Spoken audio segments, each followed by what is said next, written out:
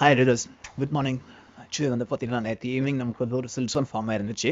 அதில் RSA confirmation இல்லை. And same time நம்ம ஸ்டார்டிங் காரணம் ஓவர் நைட் பொசிஷன்ஸ் எடுக்க மாட்டோம்.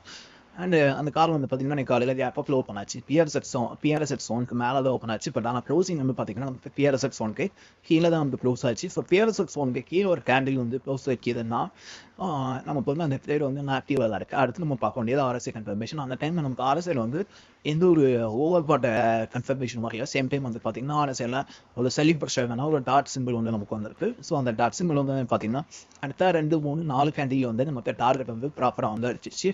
ஸோ டார்கெட் அடித்த உடனே வந்து பார்த்தீங்கன்னா அடுத்த கேண்டில் டேரக்டாகவே வந்து ஜோனை டச் பண்ணிச்சு. ஜோனை டச் பண்ண அடுத்த செகண்டே வந்து பார்த்தீங்கன்னா கேண்டில் ப்ராப்பராக வந்து எவல் 2 ட்ரேடாக வந்து நம்மளோட டார்கெட் ஹிட் இருந்துச்சு. பட் எவல் 2 நம்ம எக்ஸிக்யூஷன் பண்ண முடியாது.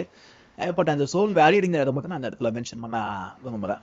நெக்ஸ்ட் வந்து பார்த்தீங்கன்னா இந்த பிஆர்எஸ்எக்ஸோம் இதை ஒன்று பாருங்க. நிப்டி மிட்கேப் நான் பண்ணாங்க. இப்போ நிப்டி மிட்கேப்பே நேற்று இதே மாதிரி நிப்டி மாதிரிக்கு செல்ஸும் ஃபார்மாக இருந்துச்சு. பட் ஆனால் நிப்டி மிட்கேப்பில் வந்து கேப்பாக ஓப்பன் ஆச்சு.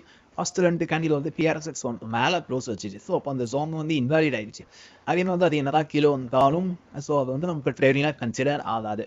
ஓகே, அதுக்கு அடுத்தலாம் இப்போ இன்னொரு லைவ் மார்க்கெட் வந்து டெமோ வந்து பார்க்குறேன். ஸோ இப்போ வந்து பார்த்தீங்கன்னா நம்மளுக்கு வந்து நிப்டி மிட்கேப்பில் ஒரு சரி வந்து ஃபார்ம் ஆயிருக்கு. ஸோ டார்கெட் வந்து இந்த இருக்குது. பட் ஆனால் என்ன நல்ல ஜோன் தான், நல்ல ரிஸ்க் ரிவார்டு இருக்குது.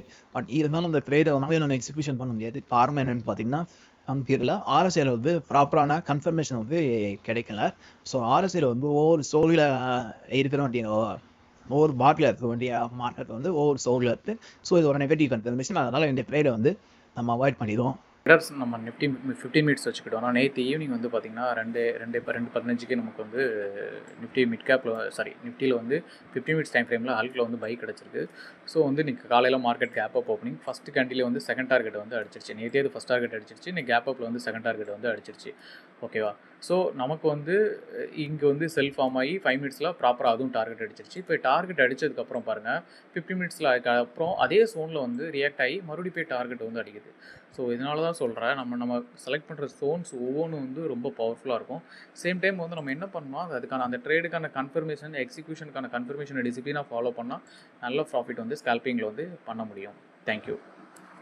ஹல்க் இப்போதே தாக்கு.